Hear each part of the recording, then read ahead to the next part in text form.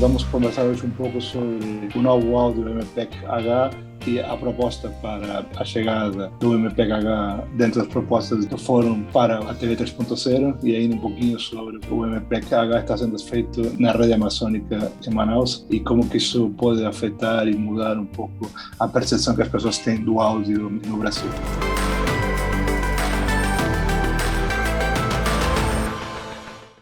Tenho a honra hoje de receber desde a Alemanha a Stefan Meltzer. Stefan Meltzer é o chefe de desenvolvimento de negócios da Fraunhofer na Alemanha. My first question is a philosophical question. Is this, from your perspective, why the industry and broadcast is talk about all time or video 4K, 8K, talk with the audio? Is because the audio is difficult, or is a little question for the industry? It's an interesting question, and we always see that the audio is a stepchild a little bit in the broadcast. Video is always in the front, and you have 4K, 8K, high dynamic range. But now I think it's the age of audio, because we reached with 4K, 8K and HDR a kind of end of development for the video side. And now audio will become more important, and especially with the new audio codecs, the next generation audio codecs, using object-based audio, we have a lot of new opportunity to increase the use for consumer. So we have the possibility for personalization, interactivity, immersive audio. So you can adapt the audio to your personal preferences. And with the immersive side, you get really dragged into the audio scene. And so you get a very good experience at the end. But the audio is, for me, is have the same as audio and video. But in the media and the Congress and the NAP and IBC, you have 10 stands or 10 points for video and 1 or 2 for audio. And yeah, because audio is more visible. Okay. And then so it's easier to grasp by people, a higher resolution, bigger picture. It's something people can easily understand. With audio, it's a little bit more difficult, and audio got also put into the back when we moved to the flat screen TV. So you see that it's important to make the TV smaller and smaller, thinner and thinner, not smaller, but thinner and thinner. And in this sense, the audio dropped. But on the other side, we see now that a lot of people are putting additional speakers like sound bars to their TV sets to improve the audio quality. This shows that the audio is still important, but for the media, the video is always in the front. Okay, it's important is your view and not your sound. Okay, and my second question is this: in this moment in Brazil, is have a proposal for the TV 330, okay, and then MPEG-H is the points for this. But this is one point. But in the second point, it's in this moment, Radio Amazônica is in Manaus is training for MPEG-H, okay.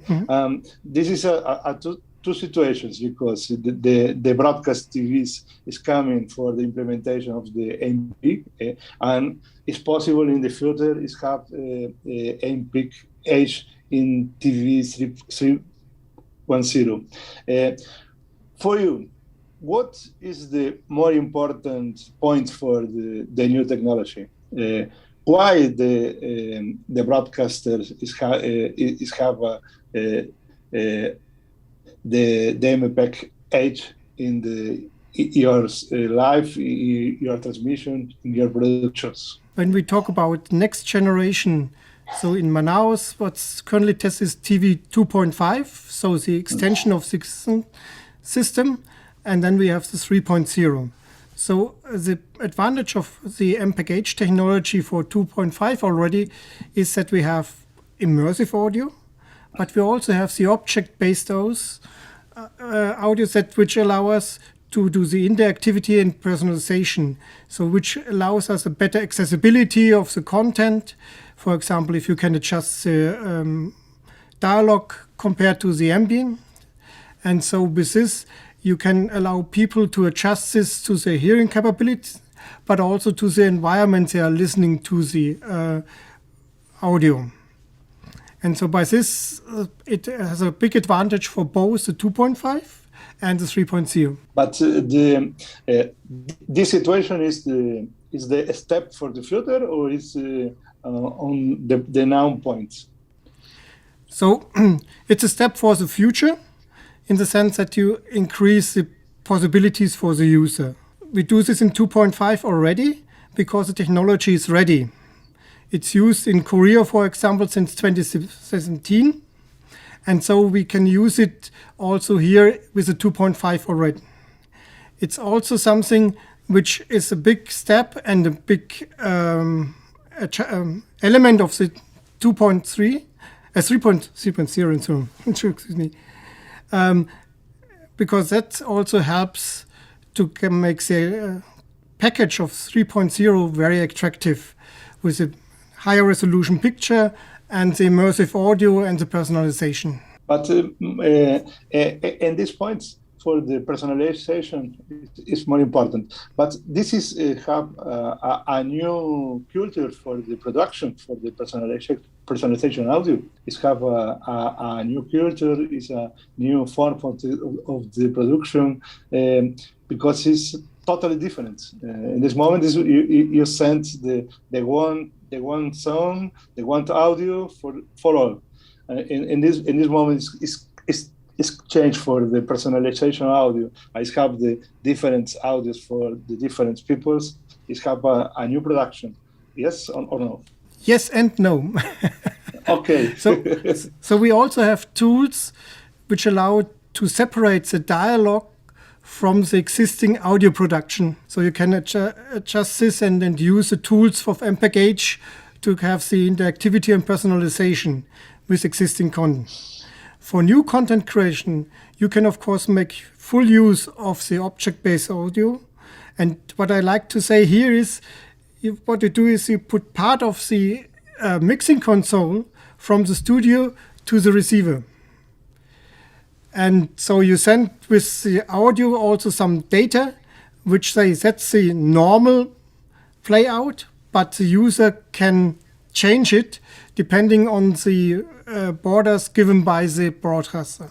Okay, and this situation is two situations. Okay, is the production, is the send, and is the receiver. In your situations, is I change the technology, but is I change the means or not? Because I see watching TV in my house. Okay, you need the TV, the system, and the culture for. Okay, I know have in the football match, for example, I know have the commentator. I have all songs for the people in the stadium.